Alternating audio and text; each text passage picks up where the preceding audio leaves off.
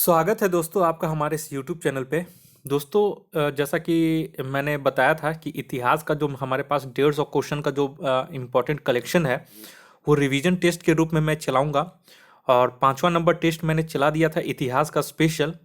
और एडुटेरिया का मैं एडुटेरिया के नाम से अलग से वो चला रहा हूँ, उसका टेस्ट नंबर 1 मैं कंप्लीट करवा दिया हूँ। और उसका फिर आपका और आगे से फिर चलेगा उसमें, ठीक है। लेकिन यहाँ जो है इतिहास का मैं कंप्लीट करवा रहा हूँ टॉपिक वाइज, ठीक है। तो ये 1 से 51 तक करवा दिया था। अब यहाँ पे मैं 52 नंबर क्वेश्चन से करवाऊंगा। ये रिवीजन टेस्ट है, आप लोग एक बार पूरा अच्छे से पढ़ लीजिए, देख लीजिए क्वेश्चन और उसका आंसर और उसका एक्सप्लेनेशन, इसमें सब कुछ रहेगा। और एक बार आप पूरी अच्छी तरीके से ये टेस्ट दे लीजिए। आपको अगर अच्छा लगता है तो आगे भी देखिएगा इसका पार्ट थर्ड, जो टेस्ट नंबर आपका 7 में आएगा। ये टेस्ट नंबर 6 है, 5 मैंने करवा दिया है 1 से 51 तक, उसमें आप लोग देखते जाइएगा, ठीक है। और जो भी बिहार दरोगा और बीपीएससी की तैयारी कर रहे हैं उन्हें ये जरूर देखना चाहिए, ठीक है। ये दोनों के लिए इंपॉर्टेंट है, उसी तरीके से पैटर्न है, केवल इसमें ऑप्शन ई नहीं दिया गया है। तो चलिए ज़्यादा देर ना करते हुए शुरू करते हैं। थोड़ा सा इसे जूम कर देते हैं। 52 नंबर में 52 बोल रहा है कि निम्नलिखित में से कौन सा सुमलित नहीं है। तो कौन सा सुमलित नहीं है, तो इसमें ऑप्शन डी है, कलचूरी कश्मीर, ये सुमलित नहीं है। देखिए इसमें आंसर भी दिया गया है, लेकिन ये इसीलिए मैंने इसे रिवीजन टेस्ट कहा है, ताकि आप लोग एक बार रिवीजन कर ले। अब तक जो भी आप लोग पढ़े हैं देख लीजिए, इसमें से आप लोग क्या जानते थे क्या नहीं जानते थे, ठीक है।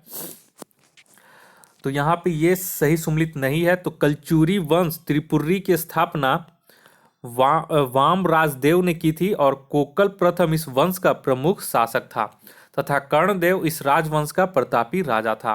कर्णदेव ने मालवा के राजा भोज को पराजित किया था।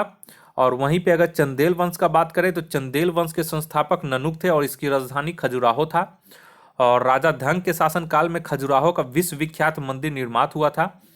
और कन्नौज का बात करें तो कन्नौज का जो है गढ़वाल वंश है, ठीक है। इसकी स्थापना चंद्रदेव जयचंद इसी वंश के संस्थापक थे। तो गढ़वाल वंश जो है कन्नौज का आपका, वो पश्चिमी उत्तर प्रदेश में पड़ता है। नेक्स्ट आइए 53 नंबर में। 53 बोल रहा है कि प्रसिद्ध राष्ट्रकूट शासक अमोघ वर्ष किसका लेखक था, ठीक है।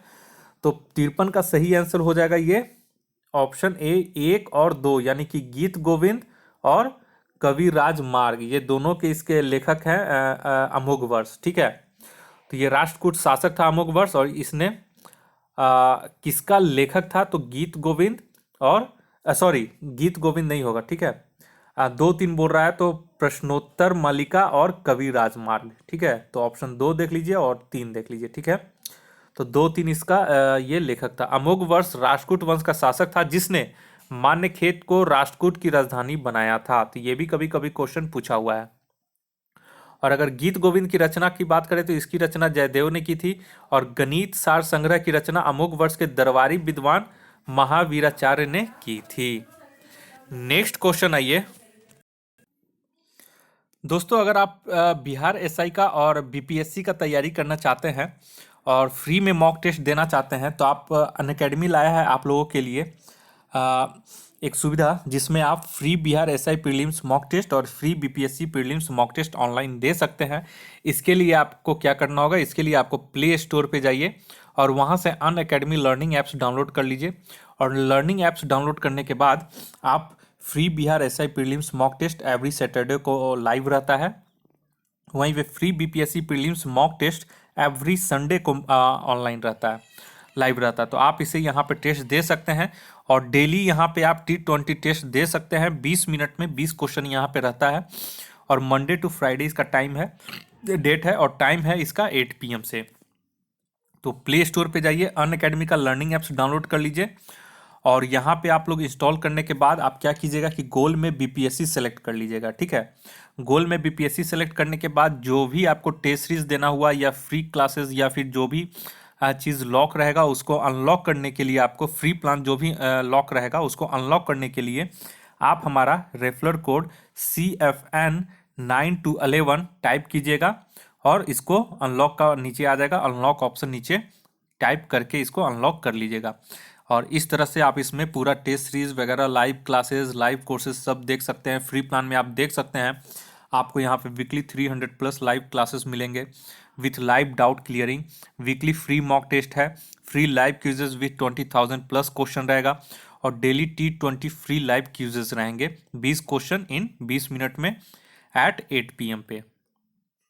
और वहीं अगर बात करें कि अगर आप प्लस सब्सक्रिप्शन लेना चाहते हैं तो वो भी ले सकते हैं। एक सब्सक्रिप्शन में आपको बहुत सारे फ़ायदे मिल जाएंगे। आपको बिहार के टॉप एजुकेटर्स के द्वारा पढ़ने का मौका मिलेगा, और वहाँ पे आपको 20,000 से प्लस क्वेश्चन बैंक मिलेंगे डेली प्रैक्टिस सेट में। और डाउनलोड वहाँ से वीडियो कर सकते हैं ताकि आप ऑफलाइन मोड में बाद में भी आप देख सकें। और डाउनलोड वहाँ पे PDF भी है, नोट्स भी है वगैरह, सब कुछ आप लोग वहाँ पे PDF वगैरह सब कुछ डाउनलोड कर सकते हैं। और यहाँ पे 3 डेज रिवीजन क्लासेस चालू है, अभी भी है BPSC 3 का, 30 जनवरी से 1 फरवरी के बीच। ठीक है, ये एक नया ऑफर है। और Bihar SI 3 days mega test series चल रहा है। अगर आप लोगों ने अभी तक इसे ज्वाइन नहीं किया तो जरूर ज्वाइन कीजिए। यहाँ पे देख सकते हैं 30 जनवरी से 1 फरवरी के बीच Bihar SI 3 days mega test series का आयोजन किया गया है। आप लोग जरूर इसे जाके अनलॉक कर लीजिए मेरा रेफरल कोड यूज करके CFN9211। ठीक है, अगर आप लोग तैयारी करना चाहते हैं तो हिंदी मीडियम में आपका बिहार SI का भी कोर्स चलाया जा रहा है, जो कि 1 फरवरी 2021 से स्टार्ट हो रहा है। और वहीं पे अगर BPSC का बात करें तो विजय BPSC फाउंडेशन बैच चलाया जा रहा है हिंदी मीडियम के लिए। ये आपका 2 फरवरी 2021 से शुरू हो रहा है, और बैच जो एंड हो रहा है वो 10 नवंबर 2021 को हो रहा है। तो ये सब वगैरह आप कोर्स ज्वाइन कर सकते हैं। अगर आप इसका ज्वाइन करना चाहते हैं 66 BPSC मेंस PT के लिए या फिर बिहार SI के लिए, तो आप उसे ज्वाइन कर सकते हैं। यहाँ पे देखिए, अगर आप लोग को कोई पैकेज खरीदना हुआ, कोई सब्सक्रिप्शन लेना हुआ पेड सब्सक्रिप्शन, तो अगर आप हमारा CFN9211 रेफरल कोड यूज़ करते हैं तो आपको 10% का इंस्टेंट डिस्काउंट मिल जाएगा दोस्तों। तो चलिए अब हम आप 10% के यहाँ पे देख सकते हैं, यहाँ पे CFN9211 कीजिएगा और प्रोसीड टू पे कर दीजिएगा तो आपको 10% का इंस्टेंट डिस्काउंट मिल जाएगा। चलिए अब हम अपने टेस्ट पे आते हैं। 54 में बोल रहा है कि कौन सा चालुक्य शासक था जिसने तुंगभद्रा नदी में डूबकर परम योग को 1068 ईस्वी में प्राप्त किया। तो ये था सोमेश्वर प्रथम। ऑप्शन ए इसका सही आंसर हो जाएगा। सोमेश्वर प्रथम कोपम की लड़ाई में चोल शासक राजाधिराज को युद्ध क्षेत्र में ही मार डाला और मान्यखेत के स्थान पर कल्याणी को अपनी राजधानी बनाई। इसने चोल शासक वीर राजेंद्र को लड़ने की चुनौती दी, परंतु बीमारी के कारण वह स्वयं ही युद्ध क्षेत्र में नहीं पहुंच पाया और ग्लानिवश उसने तुंगभद्रा में जल समाधि ले ली, यानी कि परम योग मतलब अपना मृत्यु को प्राप्त कर लिया। तो ये क्वेश्चन भी बहुत बार इंपॉर्टेंट क्वेश्चन है, ये बहुत बार टेस्ट सीरीज वगैरह में पूछा ही गया है, एग्जाम में भी पूछा ही गया है। 55 नंबर आइए, कौन से 2 पालकालीन बौद्ध संत तिब्बत में बौद्ध धर्म के प्रचार के लिए उत्तरदायी हैं? तो इसका हो जाएगा ऑप्शन डी, बी और सी, यानी कि अतीश दीपंकर और शांत रक्षित। तो शांत रक्षित नालंदा महाविहार के प्रसिद्ध आचार्य और आतिश दीपंकर विक्रमशिला के प्रसिद्ध आचार्य थे। तो ये इसका इंपॉर्टेंट एक्सप्लेनेशन है। अश्वघोष बुद्ध चरित्र के रचयिता और कनिष्क के समय में कुंडल वन कश्मीर में हुई चतुर्थ बौद्ध संगीति के उपाध्यक्ष थे। तो ये पूरा एक्सप्लेनेशन यहाँ पे एक्सप्लेन कर पूरा जो ऑप्शन दिया गया है उसको भी एक्सप्लेन इसमें कर दिया गया है। नेक्स्ट आइए 56 में। 56 बोल रहा है कि सिख गुरु तेग बहादुर को किसने मृत्यु दंड दिया? तो ये हो जाएगा ऑप्शन डी, औरंगजेब।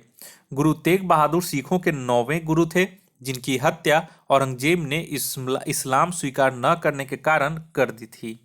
अर्जुन देव जी ने 1588 ईस्वी में गुरु रामदास द्वारा निर्मित अमृतसर तालाब के मध्य में हरमिंदर साहिब नामक गुरुद्वारे की नींव रखवाई थी, जिसे वर्तमान में स्वर्ण मंदिर के नाम से जाना जाता है।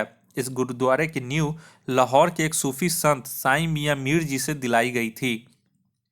लगभग 400 साल पुराने इस गुरुद्वारे का नक्शा खुद गुरु अर्जुन देव जी ने तैयार किया था और गुरु ग्रंथ साहिब आज जिस रूप में उपलब्ध है उसका भी संपादन इन्होंने ही किया था।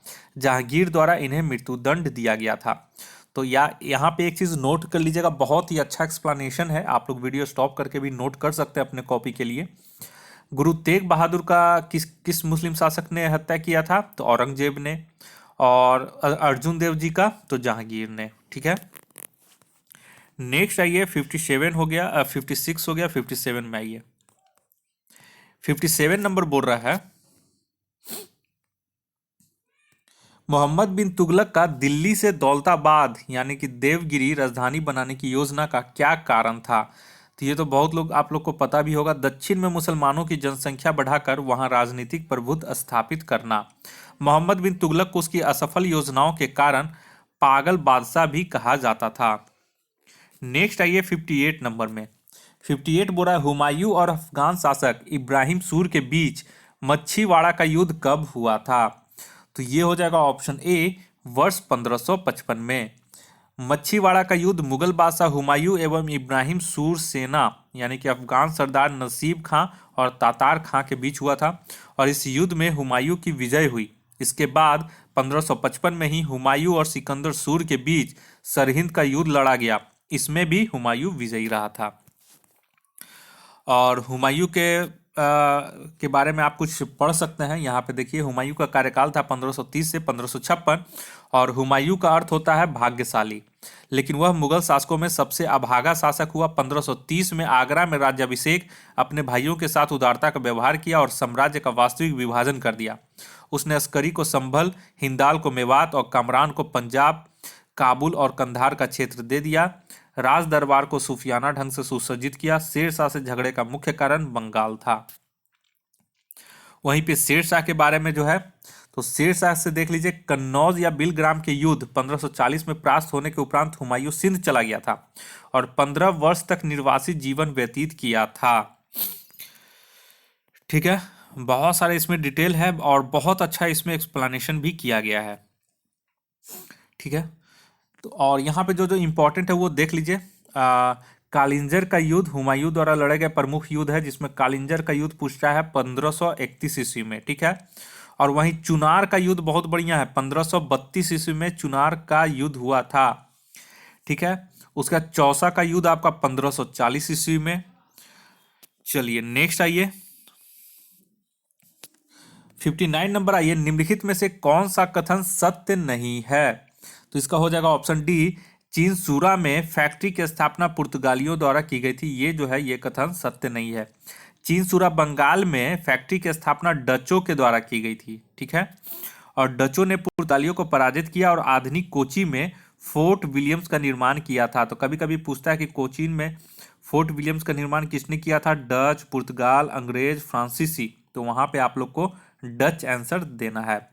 वहीं पे ये अल्बुकर्क, ये बहुत इंपॉर्टेंट है। अल्बुकर्क ने 1510 ईस्वी में बीजापुर से गोवा को जीता था और कोचीन में प्रथम दुर्ग की स्थापना की थी। 1502 ईस्वी में वास्को डी गामा के दोबारा भारत आने के बाद ये हुआ था। 1505 में पहले फ्रांसीसी गवर्नर अल्मीड़ा ने कोचीन को दुर्गीकरण कराया और इसे अपना मुख्यालय बनाया।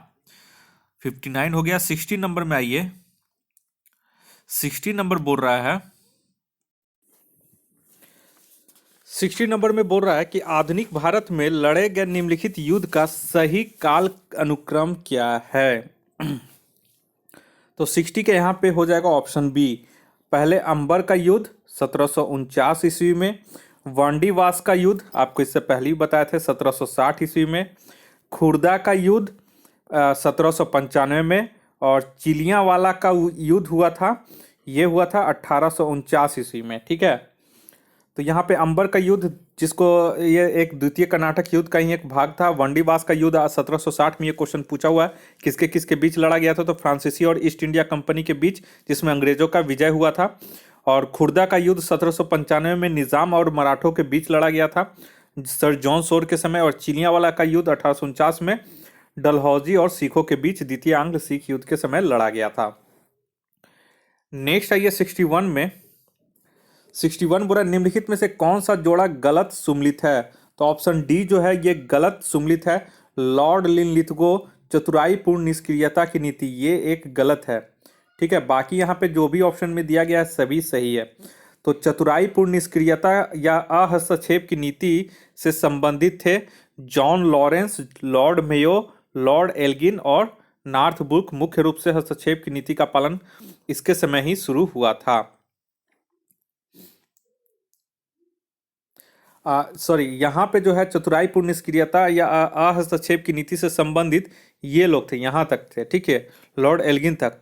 और नॉर्थब्रुक जो था वो मुख्य रूप से हस्तक्षेप की नीति का पालन इसके समय से शुरू हुआ था, ठीक है। नेक्स्ट आइए 62 नंबर में। 62 बोला निम्नलिखित में से कौन कांग्रेस के उदय से पहले की राजनीतिक संस्था नहीं थी। देखिए इस तरह का क्वेश्चन अभी हाल ही में आपको रेंज ऑफिसर में मिला होगा, ठीक है। तो पिट्स इंडिया था उसका आंसर, आप लोग देख लीजिएगा एक बार, उसका मैंने अभी वीडियो बना दिया है। रेंज ऑफिसर का जो भी एग्जाम 1 से 100 तक क्वेश्चन पूछा था उसका सारा। तो ये इस तरह से एक क्वेश्चन पूछा था कि राजनीतिक संस्था नहीं थी कांग्रेस के उदय से, तो ये था Indian home rule society. Indian home rule society की स्थापना श्याम जी कृष्ण वर्मा ने 1925 में लंदन में की थी, जिसमें सावरकर, सरदार सिंह राणा और मदन लाल ढींगरा जैसे क्रांतिकारी जुड़े थे। इस सोसाइटी के द्वारा इंडियन सोशियोलॉजिस्ट नाम की पत्रिका भी निकाली गई थी तथा इंडियन हाउस की स्थापना भी किया गया था। तो इसी में बहुत तरीके, इंडिया हाउस की स्थापना किसने की थी, बीपीएससी का क्वेश्चन है, श्यामजी कृष्ण वर्मा था, 65th बीपीएससी का पीटी का। तो इस तरह से करके बहुत सारा ये इंपॉर्टेंट क्वेश्चन है, ये आप लोग हर हाल में कॉपी में नोट कर लीजिए। और पुणे सार्वजनिक सभा 1870 में चिपलूणकर, गणेश वासुदेव जोशी और महादेव गोविंद रानड़े द्वारा किया गया था। एक यहाँ पे जो इंपॉर्टेंट है वो मद्रास महाजन सभा 1884 ईस्वी में एम वीर राघवचारी, जी सुब्रमण्यम अय्यर एवं पी आनंद चार्लू ने की थी। और बम्बई प्रेसिडेंसी एसोसिएशन, ये भी इंपॉर्टेंट है, इसका स्थापना 1885 में फिरोज शाह मेहता, केती तेलंग, बदरुद्दीन तैयब के द्वारा थे और बाद में इसका कांग्रेस में विलय हो गया था। 63 आइए, निम्न समाचार पत्र और उनके संपादक के संदर्भ में कौन सा जोड़ा गलत है। तो ये ऑप्शन सी जो है ये जोड़ा गलत है। जस्टिस हो जाएगा, जस्टिस जो हो जाएगा वो टीएम नायर द्वारा संपादित पत्रिका थी, ठीक है। और टीएम नायर, सीएन मुदालियर और पी त्यागराज शेट्टी ने जस्टिस आंदोलन शुरू किया था, ठीक है। और इस आंदोलन के समर्थकों ने मंदिर में जबरदस्ती प्रवेश किया था और मनुस्मृति जैसे ग्रंथों को जलाया और बगैर ब्राह्मणों के विवाह संपन्न कराने का कार्य किया था। तो जस्टिस एक तरह का जस्टिस आंदोलन भी था, ठीक है, और एक जस्टिस पत्रिका भी निकाला जाता था। नेक्स्ट आइए 64 में। आप लोग को क्वेश्चन लग रहा होगा थोड़ा बीपीएससी पैटर्न पे से मैंने बनाया है ताकि आप लोग को जब बिहार दरोगा में बैठे तो बहुत आसानी से आप एग्जाम क्रैक कर सके। तो थोड़ा सा हार्ड होगा इसका लेवल, और आगे का जो मैं करूंगा उसके बाद थोड़ा सा इजी मैं कर दूंगा। ये जो 150 क्वेश्चन है मैंने प्रयास किया है इसमें जो इतना भी आज तक का बीपीएससी में बिहार दरोगा में हिस्ट्री का पूछा है वो सभी को इसमें मैं क्वेश्चन और इसका एक्सप्लेनेशन में इंक्लूड कर दिया हूँ। 64 आइए, कथन ए, 19वीं सदी के सामाजिक धार्मिक आंदोलनों के कारण भारत का आधुनिकीकरण हुआ। तो इसका कारण है दिया हुआ है आर, सामाजिक धार्मिक आंदोलन के मूल में बुद्धिवाद, वैज्ञानिक दृष्टिकोण तथा अन्य ऐसे विचार थे जो आधुनिकता के आधार माने जाते थे। तो इसका ऑप्शन ए हो जाएगा, ए और आर यानी कि कथन और कारण दोनों इसका सही है। 65 का ये, निम्नलिखित में से कौन भारतीय राष्ट्रीय कांग्रेस के स्थापना अधिवेशन में उपस्थित नहीं था। तो देखिए इस तरह भाई क्वेश्चन आपको मिला ही होगा एग्जाम में, तो ये हो जाएगा ऑप्शन सी, सुरेंद्र नाथ बनर्जी। देखिए कांग्रेस की स्थापना 1885 में, पहला अधिवेशन 28 दिसंबर 1885 को हुआ मुंबई के गोकुल दास तेजपाल संस्कृत विद्यालय में, तथा जिसमें 72 प्रतिनिधियों ने भाग लिया था और इसके संस्थापक ए.ओ. ह्यूम थे और प्रथम अध्यक्ष व्योमेश चंद्र बनर्जी थे। 16 नंबर आइए, केरल के नारायण गुरु का संबंध था। तो केरल के नारायण गुरु का संबंध ऑप्शन डी हो जाएगा, अस्पृश्यता जाति के आंदोलन से था। नेक्स्ट आइए 67 में। 67 बोला महात्मा गांधी के 4 पुत्र थे लेकिन उनके 5वें पुत्र के रूप में प्रसिद्ध थे। तो ये था ऑप्शन बी, जमन लाल बजाज। उनके तो वैसे 4 पुत्र थे लेकिन जमन लाल बजाज को गांधी जी का 5वां पुत्र भी कहा जाता था। 68 नंबर आइए, मई 1930 में साइमन कमीशन ने अपनी रिपोर्ट प्रस्तुत की जिसमें सिफारिश की गई थी कि इसका हो जाएगा ऑप्शन बी, भारत के लिए संघीय संविधान की सिफारिश की गई थी 1930 के साइमन कमीशन में। साइमन कमीशन 1927 में गठन किया गया था और भारत में प्रशासनिक या संवैधानिक सुधार की जांच कर अपेक्षित सुधार के लिए रिपोर्ट देने हेतु 1919 के एक्ट के अनुसार 10 वर्ष के बाद समीक्षा आयोग गठित करने की व्यवस्था इसमें की गई थी। लेकिन ब्रिटिश कंजर्वेटिव पार्टी ने इस आयोग का गठन 2 वर्ष पूर्व नवंबर 1927 में इसका गठित कर दिया, क्योंकि उसे डर था कि लेबर पार्टी भारत समर्थक सदस्य वाला वैधानिक आयोग गठित कर देगा। सर जॉन साइमन जो उदारवादी दल के सदस्य थे, उनकी अध्यक्षता में 7 सदस्यों वाली टीम का गठन हुआ और लॉर्ड इरविन के सुझाव पर भारतीयों को कमीशन से बाहर रखा गया और कांग्रेस ने इसे श्वेत कमीशन कहा था। अधिकतर भारतीय नेताओं ने विरोध किया, लेकिन मुस्लिम लीग के गुट मोहम्मद शमी गुट और मद्रास के जस्टिस पार्टी और यूनियनिस्ट पार्टी ने समर्थन इसका किया था। और यह देखिए, ये पूछा था कि साइमन कमीशन कब पहुंचा था भारत, तो 3 फरवरी 1928 को आयोग मुंबई पहुंचा। तो ये आप लोग नोट कर लीजिएगा, इसीलिए सो ब्लैक में कभी कभी पूछ देता है कि ये कब भारत में पहुंचा। और इसने मई 1930 में अपनी रिपोर्ट प्रस्तुत की, जिसमें प्रमुख सिफारिशें थे संघीय सरकार की संस्तुति, द्वैध शासन को हटाकर उत्तरदायी सरकार की स्थापना, प्रांतों की स्वायत्तता, बर्मा को भारत से अलग करना, सांप्रदायिक निर्वाचन की व्यवस्था जारी रखना, प्रांतीय विधानमंडल में मताधिकार का विस्तार और भारत के लिए संघीय संविधान इत्यादि। भारत में इसका कड़ा विरोध होने के बावजूद 1935 के भारत शासन अधिनियम इसकी बहुत सी बातों को मान लिया गया, जैसे पृथक निर्वाचन मंडल को जारी रखना, द्वैध शासन की समाप्ति इत्यादि। 69 नंबर आइए, निम्नलिखित में से कौन सी चीज मोहनजोदड़ो से प्राप्त नहीं हुई है। तो इसमें देखिए, ये बहुत अच्छा क्वेश्चन है। तो कौन सी मोहनजोदड़ो से प्राप्त नहीं हुई है, तो ऑप्शन डी हो जाएगा, तांबे से बना पैमाना। ये हड़प्पा से प्राप्त हुआ है, ना कि मोहनजोदड़ो से। नेक्स्ट आइए 70 नंबर क्वेश्चन। 70 नंबर बोल रहा है कि निम्नलिखित में से किसे उत्तर वैदिक काल में देवताओं का पिता और सर्वश्रेष्ठ देवता माना गया है। तो ये उत्तर वैदिक काल की बात कर रहा है, तो ये ऑप्शन ए हो जाएगा, प्रजापति। तो ऋग वैदिक काल के इंद्र, वरुण आदि देवताओं का स्थान उत्तर वैदिक काल में प्रजापति, विष्णु और शिव ने ले लिया था। उत्तर वैदिक काल में त्रिमूर्ति की भावना का विकास हुआ और ब्रह्मा, विष्णु और महेश प्रमुख देवता बन गए। 71 में आइए, 71 बोरा, निम्नलिखित में से कौन महावीर स्वामी के शिष्य बने। तो इसमें से सभी शिष्य इनके बने थे। लिच्छवी नरेश चेटक भी बने थे, मगध सम्राट अजातशत्रु, चंपा नरेश दधिवाहन भी इसके सम्राट बने थे, इसके शिष्य बने थे महावीर जी के। नेक्स्ट आइए 72 में, 72 बोरा, अशोक के किस शिलालेख में बौद्ध संघ में फूट डालने वाले भिक्षु या भिक्षुणियों के लिए दंड की व्यवस्था की गई है।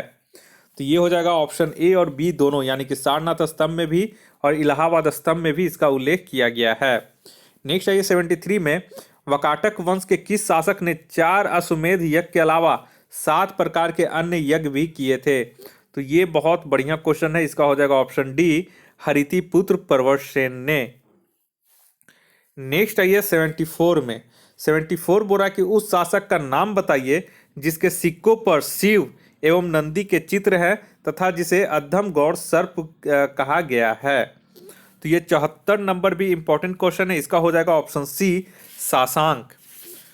और वेन्स्यांग के अनुसार बंगाल के शासक साशंक ने गया के बोधि वृक्ष को कटवाकर गंगा में फेंक दिया था। और पुष्यभूति वंश के शासक प्रभाकर वर्धन के पुत्र राज्यवर्धन के शासन काल में मालवा के शासक देवगुप्त एवं बंगाल के शासक साशंक ने कन्नौज के मखौरी वंश के शासक ग्रहवर्मन की हत्या कर दी और उसकी पत्नी राजश्री को बंदी बना लिया। राज्यवर्धन अपनी बहन राजश्री को मुक्त कराने के प्रयास में शासक के द्वारा मारा गया था। बाद में हर्षवर्धन यानी कि राज्यवर्धन का भाई ने एक बौद्ध दिवाकर मित्र की सहायता से अपनी बहन राजश्री को बचाया तथा कन्नौज का शासन भार अपने ऊपर पे ले लिया था। नेक्स्ट आइए 75 में, 75 बोरा, मध्यकालीन विभिन्न करों के संबंध में कौन सा जोड़ा गलत है। तो यहाँ पे ऑप्शन ए जो है ये गलत है, बाकी सभी ऑप्शन इसमें सही है। हर्व ए सर्व, इसमें शिक्षा कर लिखा गया है, ठीक है, जबकि इसका जो हो जाएगा हर्व ए सर्व सिंचाई कर था। हर्व ए सर्व जो है वो शिक्षा कर ना होकर के सिंचाई कर था, तो इसको आप लोग याद रखिएगा, ठीक है। बाकी इसमें सभी सही है। नेक्स्ट आइए 76 में, 76 बोल रहा है भक्ति आंदोलन के महत्वपूर्ण संतों के संदर्भ में कौन सा जोड़ा गलत है। देखिए बहुत सारे स्टूडेंट क्या हो रहा है, ये जो मैं क्वेश्चन करवा रहा हूँ ना, इसका थोड़ा लेवल देख के आप लोग भाग जाते हैं, लेकिन जब एग्जाम में आ जाता है तो बोलते हैं कि सर मैंने तो ये पढ़ा ही नहीं था, आज तक सुना ही नहीं था। तो ऐसा कुछ भी नहीं है, सब कुछ रहता है। बस आप लोग क्या होता है कि क्वेश्चन जो बढ़िया रहता है उससे आप लोग दूर भागते हैं, और जो क्वेश्चन आप जानते रहते हैं बस चाहते हैं कि वही क्वेश्चन हमारा बार बार हम वही क्वेश्चन आए और वही क्वेश्चन बनाए। इस वजह से बहुत लोग का नहीं होता है, क्योंकि वो हमेशा इजी क्वेश्चन ही प्रैक्टिस करते हैं, और जहां थोड़ा सा क्वेश्चन लेवल थोड़ा सा बढ़ जाता है तो वो उस क्वेश्चन लेवल को छोड़ देते हैं, वो टेस्ट नहीं देते हैं। ठीक है, तो इस वजह से उनका सिलेक्शन नहीं होता है हर बार। और जो भी बढ़िया बढ़िया क्वेश्चन मिलता है जो जानते हो वो तो उनका है, जो नहीं जानते उसको भी जानने का जो कोशिश करते हैं उनका देखिए सिलेक्शन हमेशा बिहार दरोगा में और बीपीएससी में हमेशा उनका कंफर्म रहता है। तो 76 का हो जाएगा भक्ति आंदोलन के महत्वपूर्ण संतों के संदर्भ में कौन सा जोड़ा गलत है।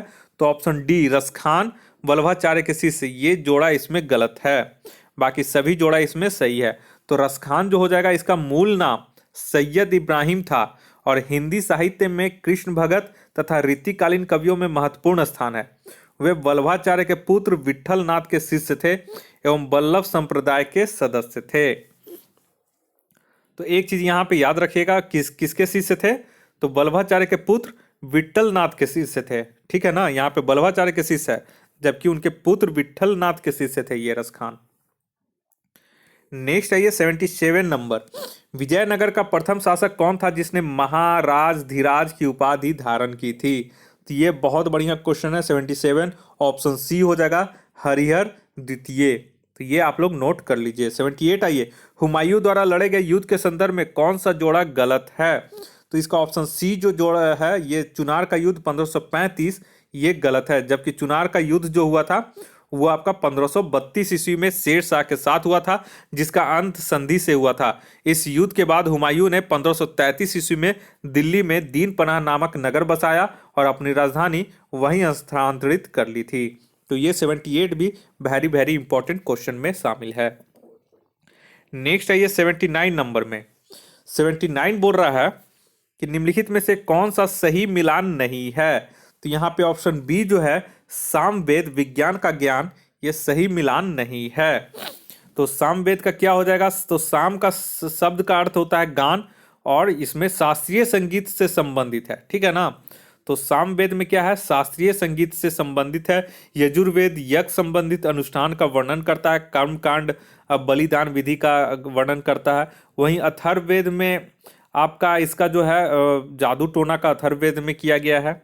ठीक है ना, तो इसका सामवेद का हो जाएगा संगीत संबंधित वर्णन। ठीक है, यहाँ विज्ञान का विज्ञान नहीं होगा। नेक्स्ट आइए 80 नंबर, 80 बोल रहा है कि मदर इंडिया पुस्तक किसके द्वारा लिखी गई थी। ठीक है, तो मदर इंडिया पुस्तक यहां पे जो ऑप्शन है उसके कैथरीन मेयो द्वारा लिखी गई थी। तो ये भी आप लोग थोड़ा सा नोट कर लीजिएगा, ऑप्शन देख के जाइएगा। ठीक है, Lala Lajpat Rai, young India, unhappy India, England debt to India, England debt to India. ठीक है, England debt to India, Arya Samaj, autobiographical writings, आत्मचरितात्मक रचनाएं। और बाल गंगाधर तिलक का है मराठी में केसरी लिखे थे और अंग्रेजी में द मराठा, और गीता रहस्य मांडले जेल वर्मा में इन्होंने लिखा था। और एक और इन्होंने लिखा था बाल गंगाधर तिलक, वो था the Arctic home in the Vedas. और महात्मा गांधी का है हिंद स्वराज, 1909 ईस्वी में गुजराती में लिखे थे। और यंग इंडिया वीकली न्यूज़पेपर था।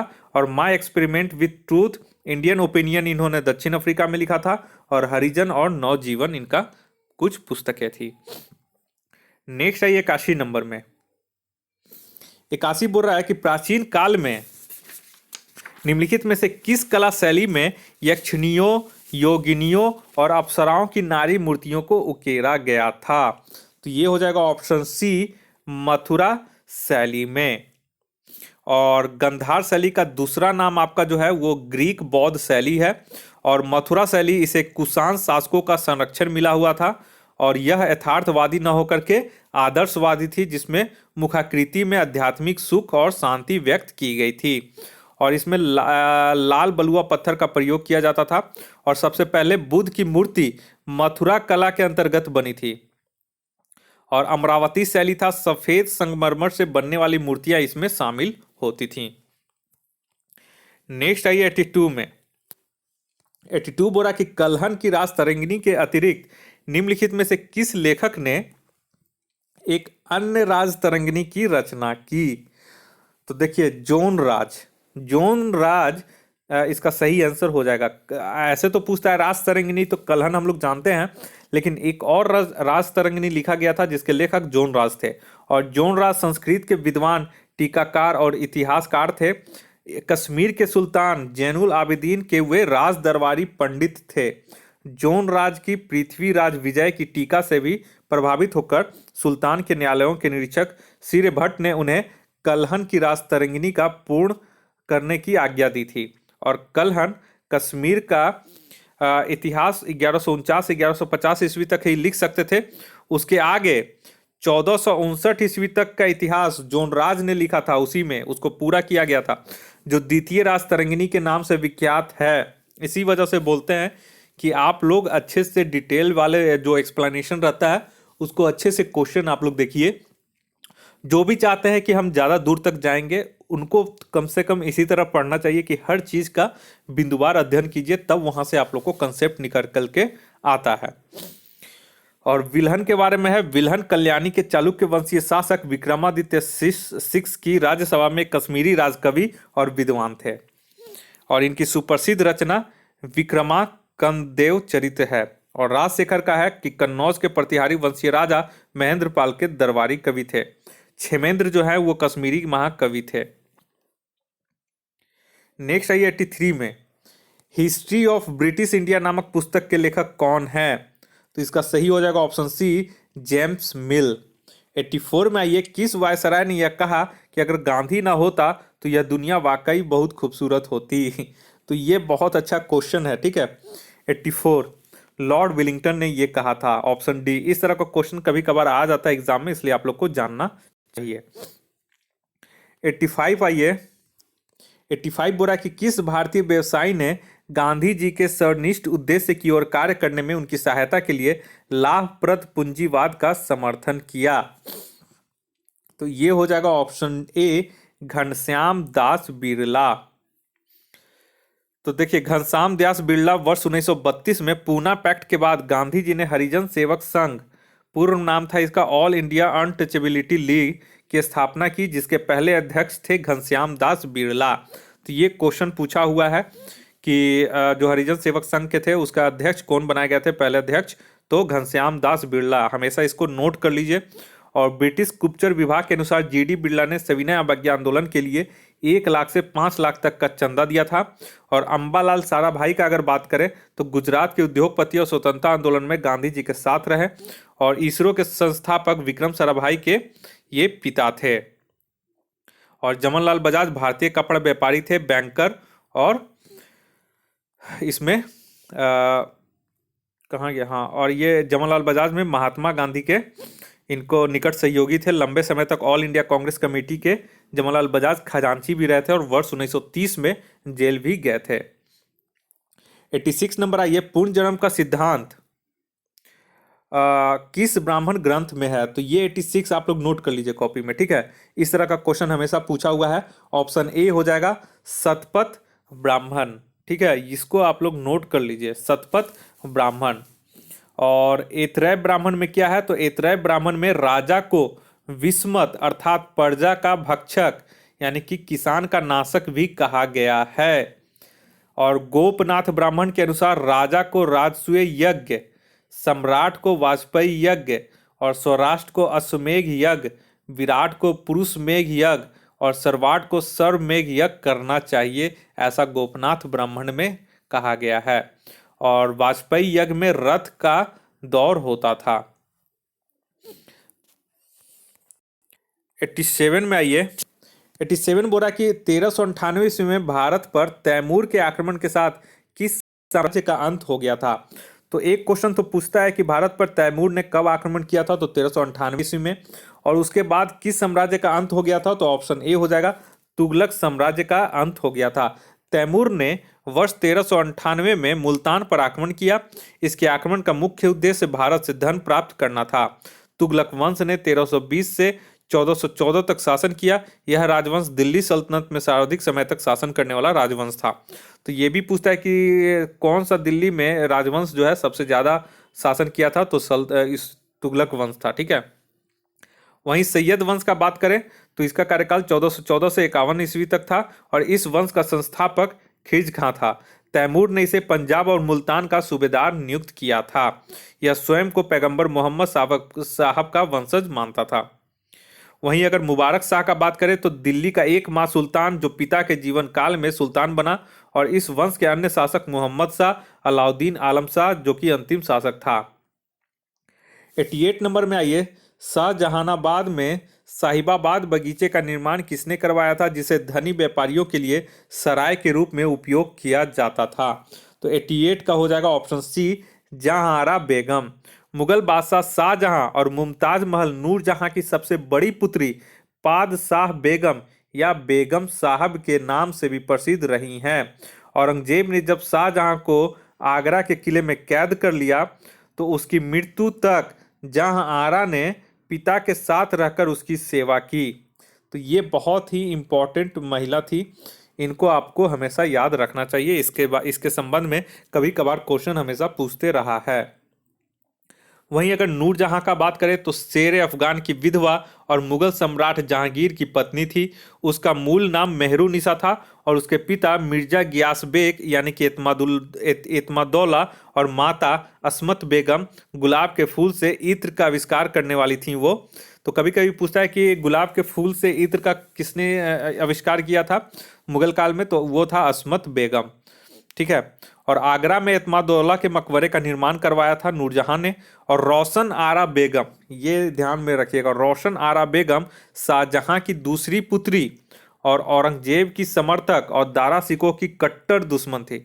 और जिनत उन निसा औरंगजेब की बेटी थी। तो कभी पूछता है कि जिनत उन निसा कौन थी, तो ये औरंगजेब की बेटी थी। तो इसका बहुत ही बढ़िया एक्सप्लेनेशन है, आप लोग इसे नोट कर लीजिएगा 88 का। 89 देखिए, भारत में निम्नलिखित में से किस उत्पाद की शुरुआत पुर्तगालियों द्वारा नहीं की गई थी। तो यहाँ पे देखिए ऑप्शन बी हो जाएगा, पान की शुरुआत पुर्तगालियों के द्वारा नहीं की गई थी। तो पुर्तगालियों के द्वारा किसकी शुरुआत की गई थी, तो तंबाकू की, काजू की और अनानास की। और भारत में प्रिंटिंग प्रेस, जहाज निर्माण, फूलगोभी, टमाटर, हरी मिर्च, संतरा, पपीता, आलू, मूंगफली, बादाम, लीची, शकरकंद, गोथिक स्थापत्य कला की शुरुआत पुर्तगालियों के आगमन के बाद ही हुआ था। नेक्स्ट आइए 90 नंबर में, 90 बोरा इनमें से किसे सेखू बाबा भी कहा जाता था। तो इसका ऑप्शन डी हो जाएगा, बादशाह जहांगीर को सेखू बाबा भी कहा जाता था।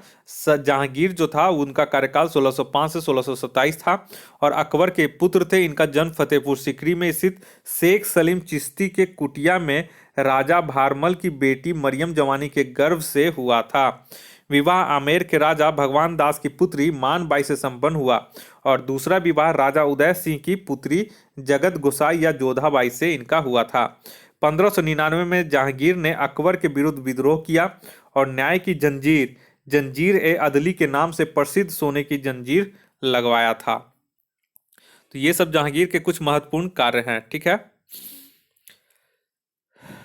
और नेक्स्ट आइए 91 नंबर में, 91 बोरा 1857 के विद्रोह को किसने राष्ट्रीय विद्रोह की संज्ञा दी। तो ये था डिज़रायली ने, ऑप्शन के हिसाब से डिज़रायली ने। ठीक है। और डॉक्टर ईश्वरी प्रसाद क्या बोले थे, यह स्वतंत्रता संग्राम था। और डॉक्टर रामविलास शर्मा बोले थे यह जन क्रांति थी। और टी.आर. होम्स ने बोला था सभ्यता एवं बर्बरता का यह संघर्ष था। नेक्स्ट है ये 92 नंबर में, 92 था, निम्नलिखित में से कौन सा कदम लॉर्ड कर्जन ने नहीं उठाया था। तो ऑप्शन डी हो जाएगा, vernacular press act. Vernacular press act 1878 देसी भाषा समाचार पत्र अधिनियम लॉर्ड लिट्टन के द्वारा लाया गया और लॉर्ड रिपन के द्वारा रद्द किया गया 1882 ईस्वी में। ठीक है। तो ये चीज यहाँ पे वर्नाकुलर प्रेस एक्ट के बारे में आप लोग याद रखिएगा। ठीक है। बाकी ऊपर में जो भी दिया गया है, बाकी का 3 ऑप्शन वो लॉर्ड कर्जन के द्वारा ही करवाया गया था। नेक्स्ट आइए 93 में, 93 बोल रहा है कि भारत में अंग्रेजों की स्थिति में तब सुधार हुआ जब 1632 ईस्वी में उन्हें गोल्डन फरमान दिया गया। यह फरमान उन्हें किसने दिया था? तो गोलकुंडा का सुल्तान ने इसे यह फरमान दिया था 1632 में।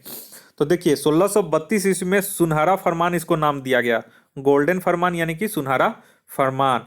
गोलकुंडा के सुल्तान अब्दुल्ला कुतुब शाह से प्राप्त हुआ, जिससे अंग्रेजों को 500 पैगोडा सालाना देकर गोलकुंडा राज्य के बंदरगाह पर स्वतंत्रता पूर्वक व्यापार करने का अधिकार प्राप्त हो गया था।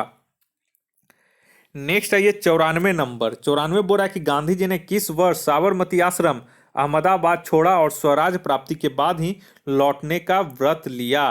तो ये हो जाएगा ऑप्शन सी 1930 सविनय अवज्ञा आंदोलन के दौरान। 95 नंबर देखिए, निम्नलिखित में से क्या सही रूप में सुमलित नहीं है?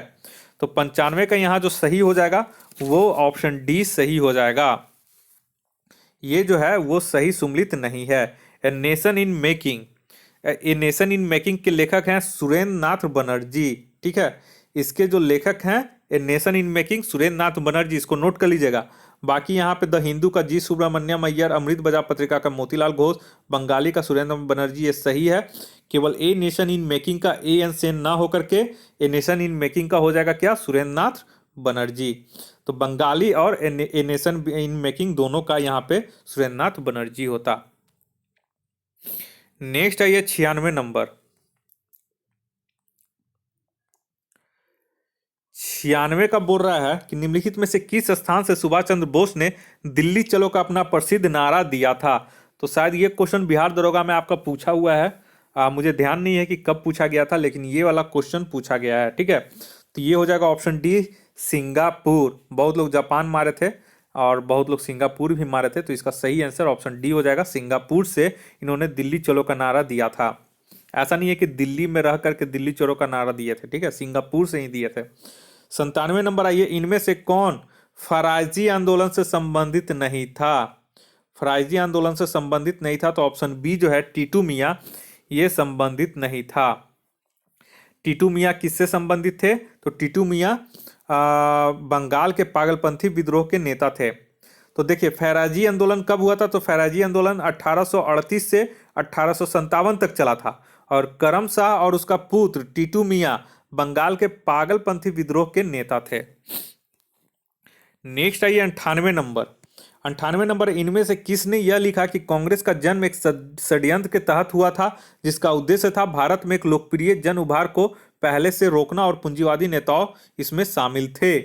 ये अच्छा क्वेश्चन है, ये बहुत बार मतलब बुक वगैरह में लिखा भी हुआ है।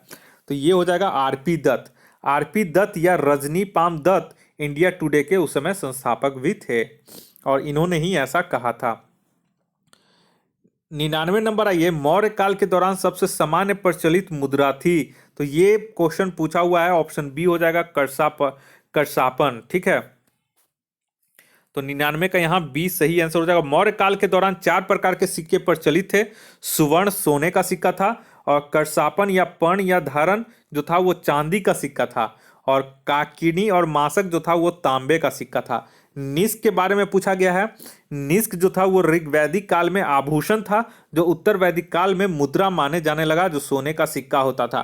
तो यहाँ पे लोग कंफ्यूज करते थे कि आपको काल देखना पड़ेगा कि ऋग्वैदिक काल में निस्क पूछ रहा है या उत्तर वैदिक काल में निस्क पूछ रहा है। अगर ऋग्वैदिक काल वाला निस्क पूछेगा तो वो आभूषण था उस समय, और उत्तर वैदिक काल वाला अगर पूछेगा निस्क तो उसमें मुद्रा माने जाने लगा था, निस्क सोने का सिक्का होता था। नेक्स्ट आइए 100 नंबर क्वेश्चन दोस्तों। 100 नंबर है यहाँ पे, संपूर्ण सिंधु घाटी सभ्यता का क्षेत्रफल कितना है?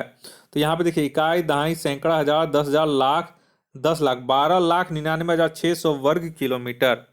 और सैंधो सभ्यता की सबसे उत्तरी सीमा मांदा है, जम्मू सबसे दक्षिणी सीमा था, और उत्तरी सीमा मांदा जम्मू है, सबसे दक्षिणी सीमा आपका दैमाबाद महाराष्ट्र सबसे पूर्वी सीमा है, और आलमगीरपुर उत्तर प्रदेश सबसे पश्चिमी सीमा है, सुतकोंदर पाकिस्तान सबसे पश्चिमी सीमा यहाँ पे सुतकोंदर और पाकिस्तान है। यहाँ पे देख सकते हैं आप लोग, डिटेल यहाँ पे है।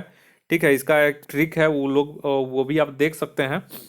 ये ज़्यादा इंपॉर्टेंट क्वेश्चन उतना नहीं है। ठीक है, तो चलिए दोस्तों, इस टेस्ट सीरीज का 100 क्वेश्चन हो गया कंप्लीट, 1 से लेकर 100 तक। 5 नंबर में 5 टेस्ट जो 5 है उसमें आपका 1 से लेके 50 तक है। टेस्ट नंबर ये 6 है, इसमें मैंने 51 से लेके 100 तक करवा दिया हूँ। अब इसका जो लास्ट वीडियो इसके इतिहास का जो बनाऊंगा वो 100 से लेके 150 तक, और ये हमारा इतिहास का यहाँ पे टॉपिक खत्म हो जाएगा। उसके बाद फिर मैं साइंस का अलग से लाऊंगा और भी बहुत सारा फिर फुल टेस्ट मैं इसमें करवाऊंगा। और आपका जो बुक आया है बिहार दरोगा का, तो बुक का भी मैं बुक के नाम से अलग सेट चलाऊंगा और बहुत जल्द उन लोग का भी वीडियो डाल दूंगा। और एक वीडियो तो मैंने डाल दिया है, और भी जो वीडियो आ रहा है वो मैं जल्द ही उसको भी कंप्लीट करवा दूंगा। बिहार दरोगा का एग्ज़ाम जो 2021 में होने वाला है पीटी का, उसका मैं पूरा तैयारी आप लोगों को करवाऊंगा। अगर आप लोगों ने हमारा ये चैनल सब्सक्राइब नहीं किया है तो आप हमारे इस चैनल को जरूर से सब्सक्राइब कर ले। इस वीडियो को देखने के लिए आप लोग का बहुत बहुत शुक्रिया। आपका दिन मंगलमय हो। धन्यवाद।